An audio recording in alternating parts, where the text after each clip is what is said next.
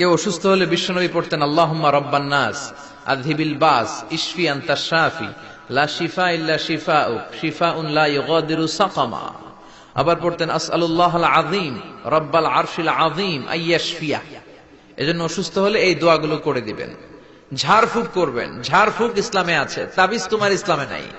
অনেকে তাবিজ লাগা অনেকগুলো, এদিকে 5টা, গলায় 5টা, হাতে 5টা, তারপর আমাদের কাছে নিয়ে আসে, হুজুর একটু দোয়া করেন ছেলের জন্য। কি হয়েছে? হুজুর কথা শোনে না, অসুস্থ থাকে প্রায়। তো যেই তাবিজ লাগাইছেন এগুলার ভারে ওজন এমনি তো অসুস্থ থাকবে পোলা, ঠিক কিনা? তাবিজ ছিঁড়ে ফেলবেন। বেশিরভাগ তাবিজগুলোর মধ্যে দেখবেন ওই যে মোমবাতি দিয়ে আটকায় দেয় না, খোঁচায় খোঁচায় খুলবেন, খুইলা দেখবেন ভিতরে কি লেখছে জানেন? জাফরানের কালি দিয়া 7, 8, 9, 3, 4, 5।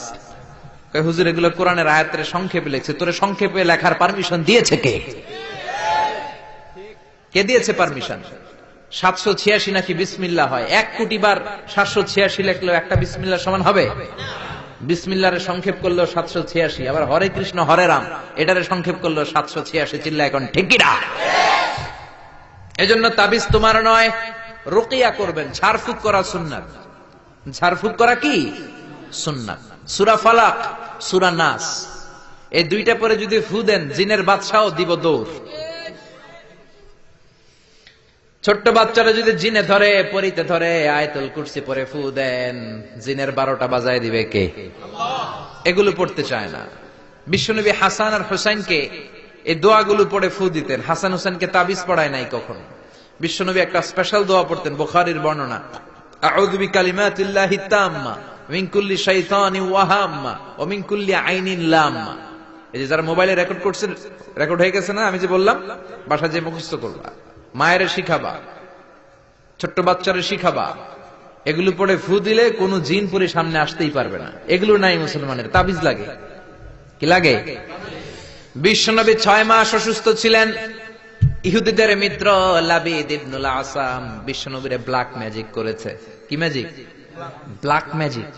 এই ব্ল্যাক ম্যাজিকের চোটে বিশ্বনবী দাঁড়াতেও পারতেন না, মাথার ব্যথায় বেহুশ হয়ে যেতেন, বিবিদের সাথে ফিজিক্যালি মিট করতে পারতেন না, সেক্সুয়াল এন্টারটেইনমেন্ট করতে পারতেন না, ইন্টারকোর্স করতে পারতেন না। এত দুর্বল ছিলেন বিশ্বনবী।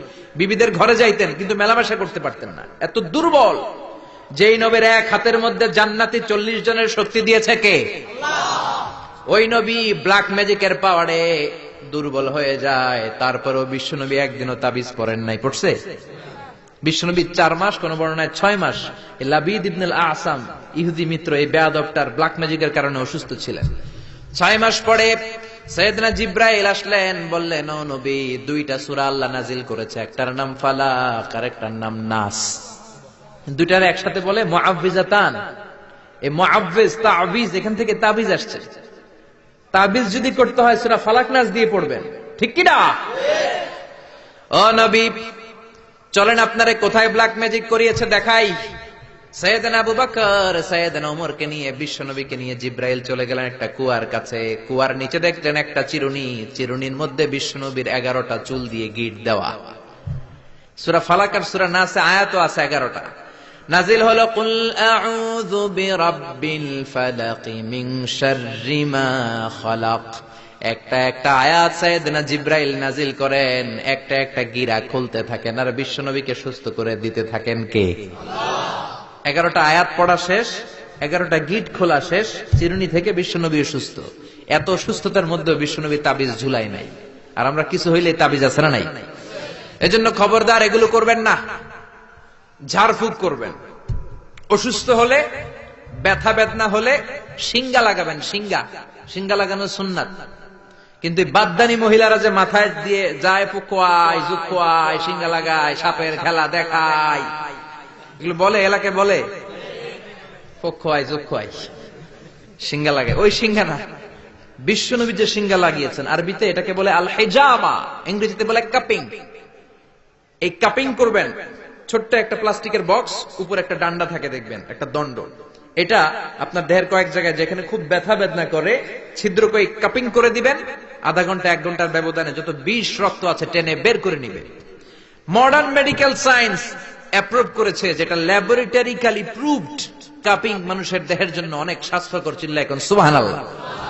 এজন্য বিশ্বনবী নিজেও সিঙ্গা লাগাতেন, সাহাবীদেরকেও সিঙ্গা লাগাতে বলতেন। আমাদের সমাজে এখন আমরা সিঙ্গা লাগাই না, ঝাড়ফুঁক করি না, খালি তাবিজের পিছনে দৌড়াই। আজকে থেকে ঝাড়ফুঁক শুরু করবেন। কেউ যদি অসুস্থ হয় সূরা ফাতিহা পড়ে ফু দিবেন। সুস্থ করবে কে? বিশ্বনবীর হাতে একবার বল্লা পোকা কামড় দিল, ব্যথার চোটে নবী কাতরায়। মা আয়েশারে বললেন, আয়েশা লবণের পানি গরম দাও, হাতের মধ্যে ঢালো। বিশ্বনবী সূরা ফাতিহা পড়তে লাগলেন আর ফু দিতে লাগলেন। মা আয়েশা লবণের পানি ঢালতে লাগলেন। মা আয়েশার লবণের পানি ঢালাও শেষ, বিশ্বনবীর সূরা ফাতিহা পড়াও শেষ, আঙ্গুলের ব্যথাও। মা আয়েশা বললেন, নবী আপনি সূরা ফাতিহা পড়ে ফু দিলেই তো ভালো হয়ে যায়, আমারে কষ্ট দিলেন কেন? আমার লবণের পানি গরম করতে বললেন কেন? বিশ্বনবী বললেন, আয়েশা লবণের পানির মধ্যে সোডিয়াম ক্লোরাইড আছে। It's a very natural pain killer, natural vaccine. লবণের ভিতরে কি থাকে? সোডিয়াম ক্লোরাইড থাকে। এটা আপনার পেইন কিলারের কাজ করবে। ব্যথার মধ্যে লবণ সিদ্ধ দিয়ে পানি ঢালেন, সুস্থ করে দিবে কে? আয়েশা, এই পানি দিয়ে চিকিৎসা হয় আর সূরা ফাতিহা পড়ে ঝাড়ফুঁক হয়। চিকিৎসার ঝাড়ফুঁক দুইটার সমন্বয়ে রোগ ভালো করে কে? অনেকে বলে, হুজুর দোয়া করেন আমার জন্য অসুস্থ। কি রোগ? কয় ক্যান্সার। চিকিৎসা করছেন নি? কয় না, খালি দোয়া করেন আপনি। আমি বললাম, আমার দোয়াতে আপনার ক্যান্সার ভালো হবে না, আপনাকে চিকিৎসাও করতে হবে, তারপরে হুজুরের কাছে দোয়াও চাইতে হবে। দুইটার সমন্বয়ে রোগ ভালো করে কে?